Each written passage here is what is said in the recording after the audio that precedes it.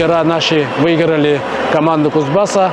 Мы очень обрадовались, что ребята выиграли такую сильную команду. Но сегодня команда наша проиграла команде Казахстана. Конечно, мы не рады, что проиграли таким счетом. Они должны сейчас собраться, не думать о сегодняшнем проигрыше, но и сделать хорошую тактику и, конечно же, настроиться на следующие игры.